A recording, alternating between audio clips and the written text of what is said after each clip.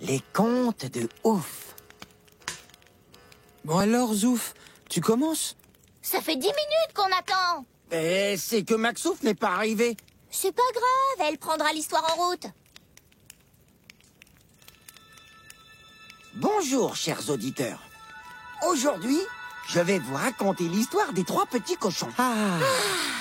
Il était une fois 3 petits cochons qui vivaient avec leur maman dans une jolie maison à l'écart de la forêt. Désolée, je suis en retard. C'est parce que j'ai pris de quoi nous faire un petit casse-croûte. Un casse-croûte? Pourquoi faire? Les histoires, ça creuse.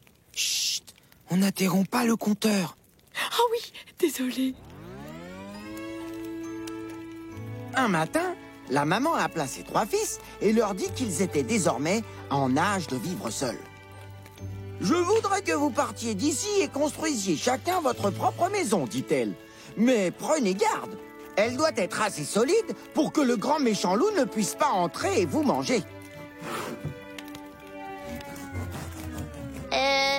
Maxou, tu fais quoi? Bah, les sandwichs pour après. Mais j'écoute. Vas-y, Zouf. Ensuite, la maman embrassa ses 3 petits cochons et leur souhaita bonne chance. Le premier petit cochon était un peu paresseux. En chemin, il aperçut une grosse meule de paille. « Voilà exactement de quoi construire ma maison », se dit-il. Alors, il bâtit une maison en paille. C'est le son de la paille, ça?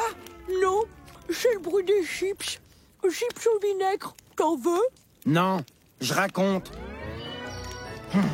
Le premier petit cochon bâtit une maison en paille. Ce fut assez facile. Il s'installa dedans et ses 2 frères poursuivirent leur chemin. Lilouf, tu prendras combien de cornichons dans ton sandwich? Mais enfin, Maxouf, j'ai envie d'écouter l'histoire. Ah oui, désolée. Le second petit cochon était moins paresseux. En chemin, il aperçut un gros tas de bois. « Voilà exactement de quoi construire ma maison », se dit-il. Alors, il bâtit une maison en bois.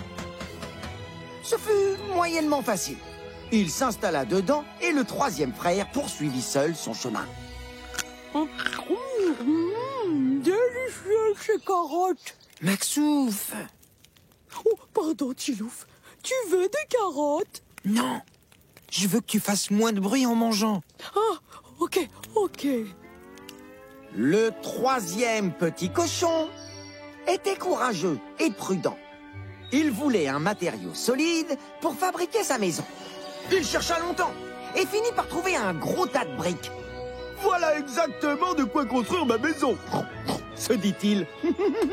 Alors, il bâtit une maison en briques. Ce fut long et difficile. Oh, c'est vrai que c'est difficile. Tu parles du petit cochon et de sa maison en briques? Non, je parle du beurre. Il est difficile à étaler dans le sandwich. Maxouf, ça suffit. Tu nous déconcentres tout le temps. Moi, je commence à me mélanger dans les cochons et les maisons, là. D'accord, promis, je ne dis plus rien. Le 3e petit cochon s'installa dans sa maison en briques et, comme il lui restait quelques briques, il fabriqua aussi une grande cheminée pour cuisiner et se chauffer.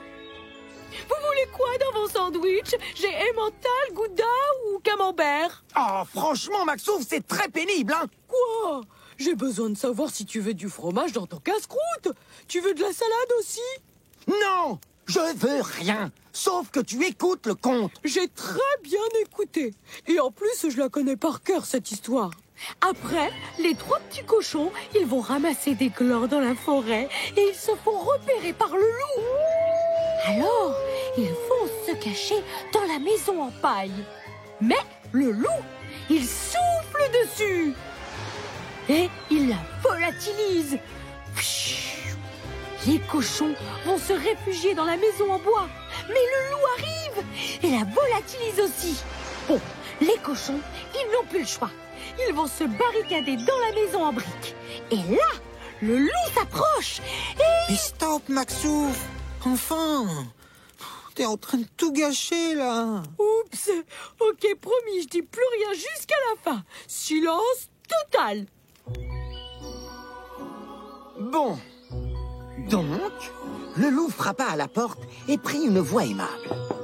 Petit cochon, gentil petit cochon, je peux entrer? Non, répondirent les 3 frères. Tu es le méchant loup et tu veux nous manger.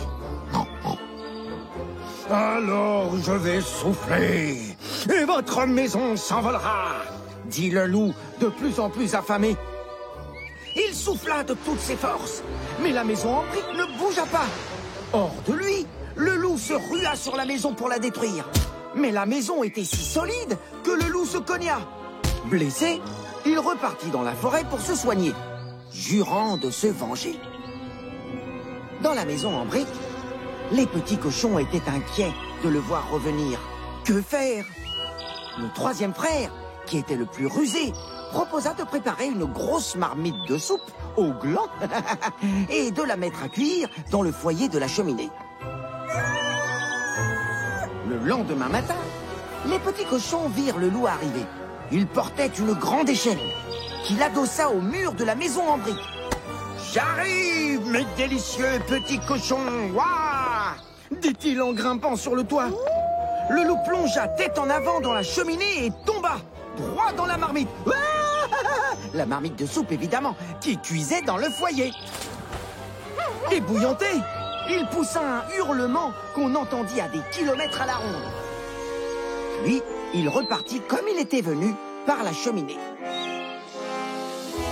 Les 3 petits cochons n'entendirent plus jamais parler de lui et purent enfin, sans crainte, retourner dans la forêt, ramasser des glands.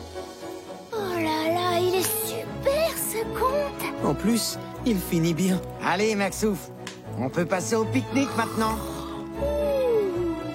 Elle s'est endormie. C'est ouf ça.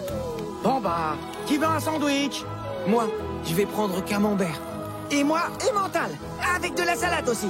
Et moi, je veux bien des chips au vinaigre. Elle avait raison, Maxouf. Les histoires, ça creuse.